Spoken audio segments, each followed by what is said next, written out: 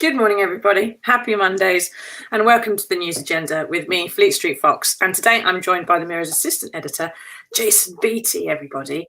Now, Jason writes the Mirror's politics newsletter, which I read every morning, and I recommend it. We're going to put a link to it in the comments later on. Recommend you sign up to it. It's a great way of getting a little digest of the day.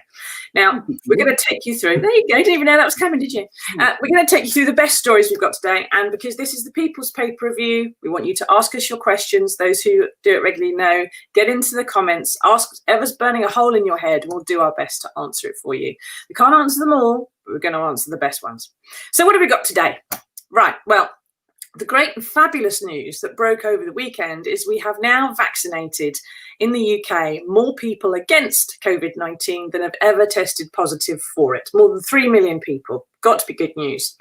But, we've got the government on today's Mirror front page in the bat-like shape of Dominic Raab, who say that everyone over 18 might have had a jab by September, which is even people like me who aren't, ill or vulnerable or something else.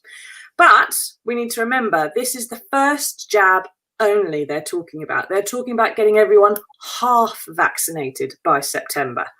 And now, Jason, considering government promises, the government habit we've got of over-promising and under-delivering, how likely is it they're going to hit this target? Well, the big question here, Susie, is they've done very well in some respects. We're ahead of most other kind of developed countries, and I think Israel's kind of maybe slightly ahead of us in terms of population being vaccinated. Denmark's done very well, but in this one instance, we've actually done quite well. But the key thing here is not the number of doses which have been administered; it's the supply. And the vaccines minister, Nadeem Zahawi, was on the radio this morning and admitting for the first time that the supply is, his quotes, lumpy.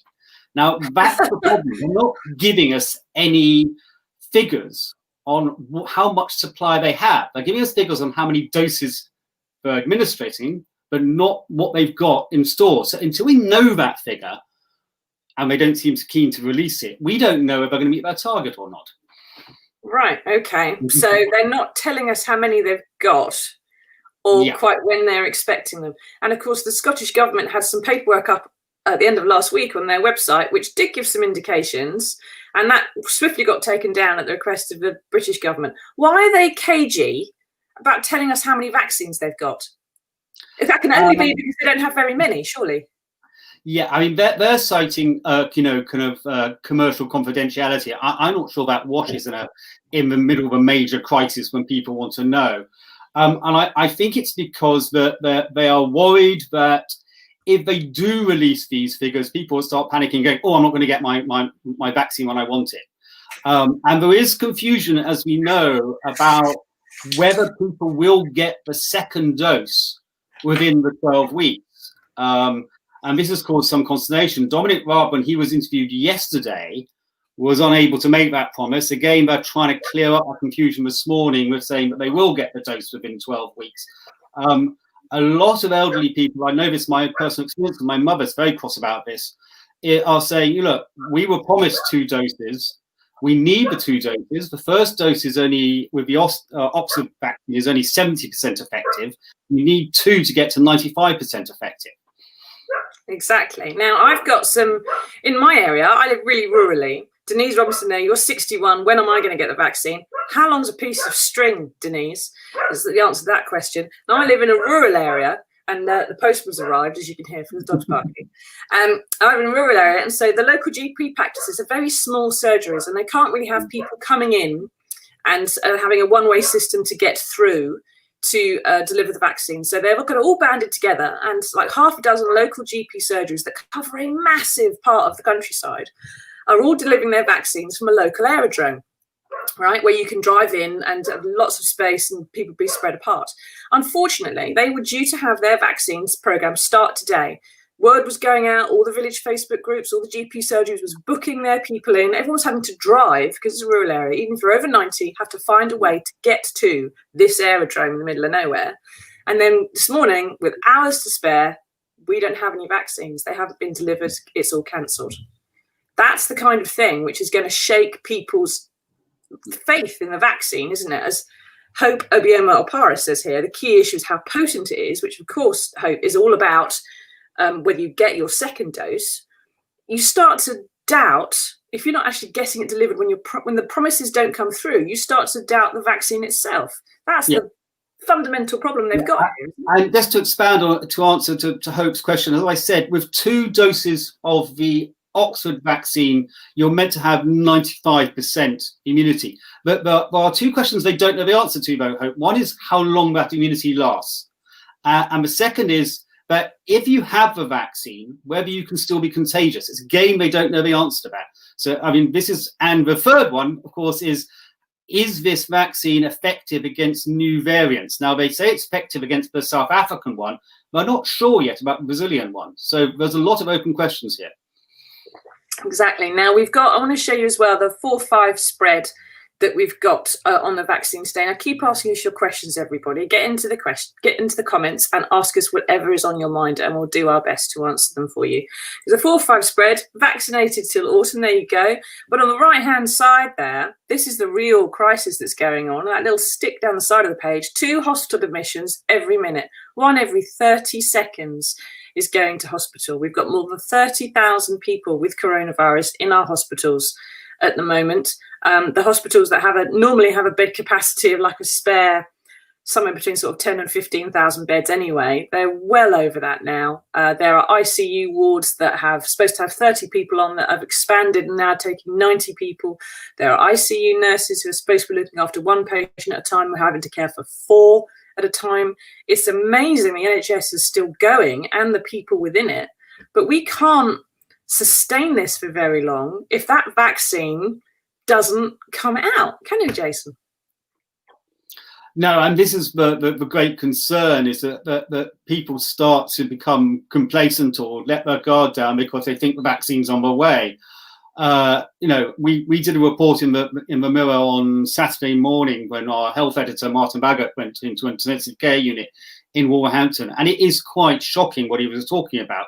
And and his takeaway from this more than anything else was it was the number of young people in intensive care. Age is not an immunity to getting this virus, and that's one of the things we should bear in mind. Exactly, it can affect everybody. Now, Jill's asking there, is it still advised to avoid if you suffer from severe allergies? And I think that comes out, Jill, from the first vaccine when it was first given to a few NHS staff, the Pfizer vaccine. There was a couple who had some allergic reactions to it. Now, they were fine. They were treated at the time, and it seems to have been relatively minor compared to how bad some allergic reactions can be. But there were 2 individuals who have some really severe allergies who get allergic to everything. I don't know if that applies to the AstraZeneca vaccine as well, but you need to speak to your GP when you get invited for the vaccine, if you are invited, and ask them whether you should be taking it or whether you should take one vaccine, not the other one, etc. It's your doctor that needs to answer that question, I'm afraid, not us journalists. And Fiona says, I've had the vaccine and been absolutely fine. Hooray! No microchips, Fiona. No nanobots in your system, because nanobots haven't been invented yet, lunatics. And I'm 37 and a key worker. Please don't be put off. Thank you, Fiona. Well, if I get offered one, I'm going to snatch it out of the nurse's hands. And Wes says that's what happened to us. We were going to have the vaccine today, but now they're saying maybe Thursday or Friday because no delivery turned up. Why aren't they being delivered? This is the thing, Jason. I was assuming during the weekend that part of the reason this is going well, and we've done so many, is because it's Britain's primary care health service, which is in charge of trying to organise it and roll it out. So it's your doctors, it's the nurses, it's the public sector, but the people who do this every day for vaccines, and they know what they're doing. The cold, dead hand of companies like Serco are nowhere near this. But we do have these delays. Why are these delays coming through? Is it a manufacturing problem, a delivery problem? Have we not bought enough? What is it? It's a combination of all sorts of problems. One of them is the Pfizer vaccine has to be stored at -70, so it's quite difficult to distribute anyway. That's one problem. The second problem is actually having enough glass vials to put the vaccine in. We know there have been delays with actually the manufacture of those. And the third problem is just the sheer scale of manufacturing this drug when every country in the world wants it. Now, we were meant to have bought enough supplies to last us, particularly the Oxford vaccine. But you've got a combination of all those things, plus actually having enough people to actually be at the vaccination centres. They are opening 10 more today. So, fingers crossed some of these problems will be resolved. But those are the main three reasons I know of. Yeah, and that's the bit of it which should have been lumpy, I suppose. The process of actually starting the machinery up was always going to be a bit chugga at the start. The actual vaccines shouldn't be the lumpy bit, and it probably doesn't help the vaccine minister starts referring to it that way. Now, keep asking us your questions, everybody. Dig into the comments. We want to know what you're thinking. Now, we want to get to the second story. This is page 2 of the Mirror today. Now, there is a vote in Parliament, a picture there of Marcus Rashford, because it's about children and poverty and food, which is about extending the £20 a week uplift to universal credit, which was brought in as part of the pandemic initiatives to start with last year. Now, the problem, of course, with giving someone a temporary gift is that when you take it away, they think it was a permanent thing. And it tends to feel a bit like theft, even though you didn't have it to start with. But this isn't, although the Tories are abstaining on this vote, it's not a binding vote. Is it, Jason? Yeah, a little bit of common procedure for you here. So every now and then throughout the year, the opposition parties get to choose what they have on the Commons agendas, and they're called Opposition Day debates. So they set what goes on that day and what the MPs discuss and then vote on. But because they're in opposition and not in government, the votes are non-binding. Now, the convention is the government has to take notice of these votes, but they don't actually have to act on them. But that's the convention. Now, Labour has chosen its subjects today. It's got 2 of them. One is on extending free school meals through the February half term, and the other one is on the universal credit, as you say, uplift. This is the extra £20 a week, which they brought in at the beginning of coronavirus, which is due to expire at the end of March. Now, it's not just about the kind of unfairness of taking away. It's going to have a terrible effect. The Resolution Foundation think tank calculates that if you remove this £20 a week, an extra 730,000 children could go into poverty. That's kind of the difference £20 a week makes. So it's incredibly important. Now, what's caused this so problematic for Boris Johnson is a lot of Tory MPs, particularly those in the red wall seats in the north and the Midlands. They want to keep this money. Rishi Sunak is unwilling to do it. And that's where you've got this tension. So rather than face defeat this afternoon when they vote on this, Boris Johnson's abstaining on it. So i.e. the Tories MPs won't take part. Now that's partly to avoid handing Labour kind of the gift of a victory, a moral victory as well as a parliamentary one, but also to prevent this bit widening within his own party. But there's 65 of these MPs, aren't there, in the red wall? There's enough there. I mean, it's not going to affect his majority necessarily, which is over 80, but there's enough there to give him a serious headache. How likely is it that they're actually going to do as he tells them and abstain? Might they be angry enough about this? Should they be angry enough about this to go into that non-binding vote today and make a gesture? No, I think what you'll find is they will abstain, but they're doing it with quite a lot of noise. And this is the Northern Research Group of MPs. As you say, there's about 65 of them, primarily representing Northern seats, not all of them. And they're led by Jake Berry, a former ally of Boris Johnson. He was one of his cheerleaders who tried to get him elected. And they put out a statement this morning saying that removing this £20 a week would have a devastating impact. So, yeah, they put down a marker, but they also made clear that they're not going to sign Labour on it. So we're not expecting a rebellion, but we are going to expect this row to carry on within the Tory party for a long time, and particularly up until Rishi Sunak makes a decision in his budget in March. Yeah, and of course you're going to have the spectacle this afternoon of a discussion about universal credit and children in poverty and people growing up hungry in a chamber which is perhaps half empty. Where if the Tories may not, it's half empty anyway, but where the Tories may not even attend virtually if they're going to abstain and not take part.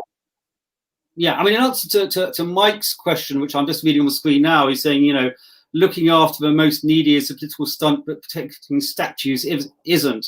Have I got this right? Asked Mark.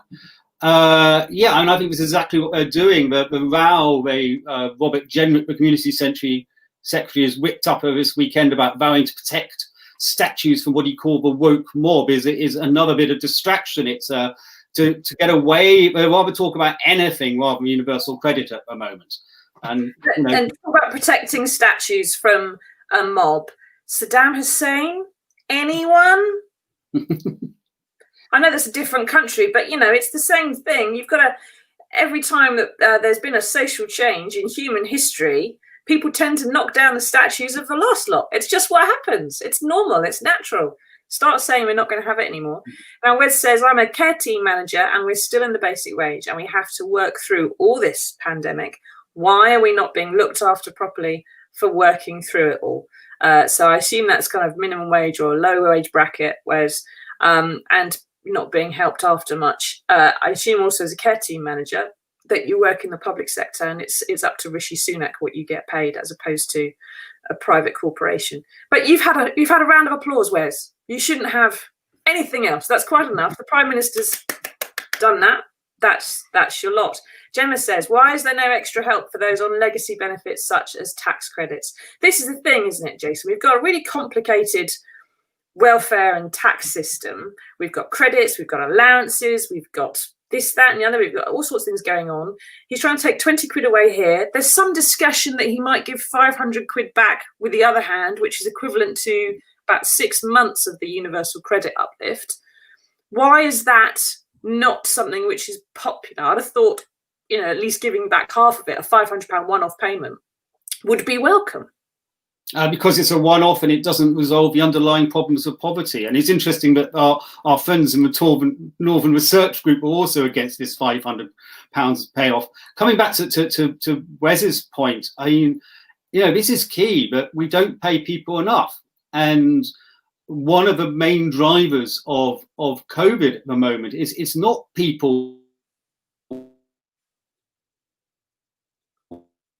Jason, you appear to have frozen a bit at my end. Hope you can still be seen. Sorry about that. That's all right. It might just be my rural broadband. We don't get vaccines or internet down here. Yeah. I was just praising Wes and saying people aren't paid enough.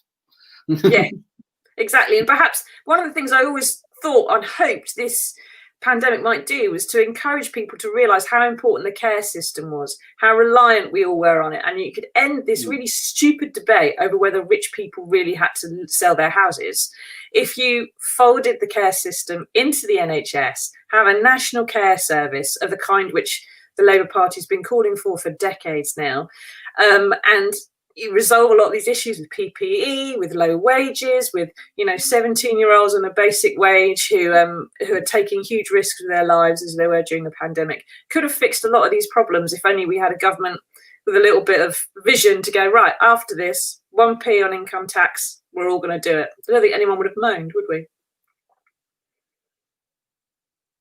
Jason, can you hear me? I don't know. I don't know if it's me or you, Jason. I can hear you fine. I'm sorry.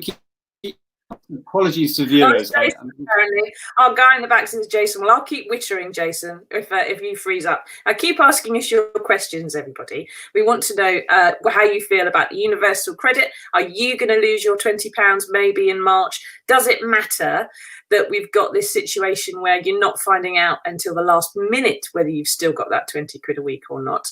Get in the comments. Let us know what's going on. If you've got problems with vaccines in your area as well, let's try and find out what's happening in different places. But now we do have some good news for this. We've got a special news section in our news agendas for the new year about good news stories. And we're going to tell you one right now, if our gremlins can get it going.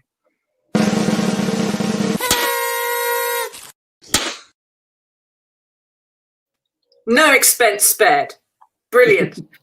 So this is fantastic. Now, this is a story about Theo Stobbs, a little baby. There is a picture of him in the paper, though it's not on this particular excerpt. He was born weighing just 2 pounds 4 ounces back in April during the first lockdown. And he spent 9 weeks in intensive care fighting for his life during the first wave of a worldwide pandemic. He went home, but he had chronic lung disease as a result of being born premature. His lungs weren't very strong. And then he and his family, his parents, Kirsty and Leon, his brother Arlo, all got COVID. Now, you'd think that was going to be it for Theo, but now, unbelievably, he has recovered without any serious symptoms. So, Jason, it's an example there, isn't it, of how brilliantly the NHS can do. Not that many years ago, Theo would have died at birth, I would have thought, being only £2. And how brilliantly the NHS can do in saving these lives, but also how random COVID seems to be. Some people do shake it off. I've had a friend who's tested positive for it, not even lost his sense of taste, had no idea he had anything. And that others, of course, are in dreadful problems. But isn't it wonderful that Theo has come through? I mean, as you say, I mean, first, tribute to battling little Theo for getting through this. And secondly, to the incredible NHS. But, I remember my kids were born and some of the babies on the ward were so tiny because they've been born prematurely. And I remember little incubators, and you thought, that fact they can now survive from like as young as kind of 26, 27 weeks is just incredible. And so the advances in medicine and technology and care are just really inspiring. And then, as you say, COVID it's the way it's kind of, one, it's completely indiscriminatory, but secondly, when you do get it, and I know I've talked to a lot of people who've had COVID, the experiences are so different from people I know who've died to people who've been on death's door, because it comes back in waves. It's very common. You get a week when you feel bad. Just when you think you're recovering, you get a second week, which is even worse. And it's often the second week which people really struggle with much more. And then, as you say, people who just go, well, yeah, I felt a little bit of a niggle. It wasn't too bad. Just lost my sense of smell, and that was it. So it varies. And that's probably actually is what's one of the reasons it's quite so frightening. Exactly. You're not sure, are you, how it's going to affect you until it's too late and it's already there. Now, Maggie asks, keep asking us your questions, everybody. We're going to wind up shortly, but any more questions that you've got, get into your comments and ask us now. And Maggie says, I'm extremely clinically vulnerable and I can't wait to get my vaccine. You'd be foolish not to have it. It's safe. COVID is like to make you seriously ill or even kill you, but the vaccine might just give you a sore arm. If you don't have the vaccine, you'll be stuck at home worrying about catching COVID. All these trolls and ignorant people have made you worry about a vaccine that millions of people have now had perfectly safely. Thank you, Maggie. Good point, well made. I know whenever we talk about vaccines, there are people who come into our comments who are as ill-informed as Maggie just says, who have perhaps seen things online and have taken it to heart and are very worried. And there are also people who get into our comments, because this is an open page, who may not be actual real people, who are repeating some of the same things and spreading this disinformation. It's worth bearing in mind, as Maggie says there, isn't it, Jason? More than 3 million people have had this. Nanobots haven't been invented. Microchips don't fit down a hypodermic needle. This vaccine has not killed anybody. No, and so we can't. Maggie's such a good point. We've got to keep stressing this. Vaccinations work. We've proven this before. We got rid of measles. We got rid of cholera. They are extremely effective. And Maggie's point is so important. If you're offered the vaccine, please take it. If you don't, you're putting other people's lives at risk as well. Yes, this is actually what herd immunity is. Healthy people who can take it, take the vaccine, and that protects the weaker members of the herd who can't have the vaccine. You don't get herd immunity by letting it rip through the population, which is the false bit of science we were told right at the start of this pandemic. And Jackie says, I'm a key worker. I've had my first jab of the Pfizer vaccine. Hopefully you'll get your second on time. Let us know, Jackie. I had no side effects. If it protects others and myself against getting seriously ill, eventually this is the way out of the pandemic. I'm all for it. Yeah, we can't rely on anybody else getting us out of this, it would appear. And it's worth bearing in mind, smallpox is actually, we haven't got rid of cholera or measles, because measles has had a comeback because of the problems of idiots thinking that the vaccine doesn't work. Jane, you've had both of yours and been fine. The only communicable disease that we've got rid of is smallpox. The R rate for smallpox is through the roof. If you had, say, a couple of dozen people in a city that had managed to contract smallpox, perhaps because somebody, had a biological warfare attack, something like that, you'd need to vaccinate 100 million people around them to stop it spreading. Smallpox is very, very awful. We eradicated it. It is possible. We could eradicate COVID if we tried to. We could eradicate flu even, maybe. I don't know. Now, Wes says, is the vaccine only for a year like the flu jab? Why should it be on a choice basis if you're going to stop the pandemic? You can't order people to have a vaccine because that doesn't work. Doctors say it doesn't work. But Jason, we don't know if it's only going to be for a year, do we? If it's every year. These are the questions we were kind of reflecting on earlier. It's one of the things we don't know how long it gives you immunity for, and it may be that from now on it would be something like the flu jab, where you have a kind of, you have a rolling jab every year, maybe more frequently than that if we find the variants of a virus come along, and we need to adapt the vaccine to it. So I'm afraid, whereas at the moment these are questions we don't know the answer to. Yeah, exactly. Now, thank you very much for joining us, Jason. Thank you for your comments, everybody. Sorry? Nice to see you again. And you. Hello. And I hope we've answered some of your questions. Now, we're going to put a link to Jason's politics newsletter in the comments. Make sure you sign up to it. It's brilliant. And I want you all to come back here on Wednesday at 4:30 p.m. because I will be doing a presidential inauguration news agenda special with Donald Trump himself, Rory Bremner. Actually, he's a bit ill at the moment, so we're not sure if we're getting him, but we think we'll have Rory. Comedian Mark Steele, who's also a Sunday Mirror columnist, and Emma Kennedy, the Celebrity MasterChef winner. So we're all going to be talking about the inauguration as it's happening, and we're going to live stream it for you. It's the best commentary, the bigliest commentary. You're going to really enjoy it. If you count the votes we've run already.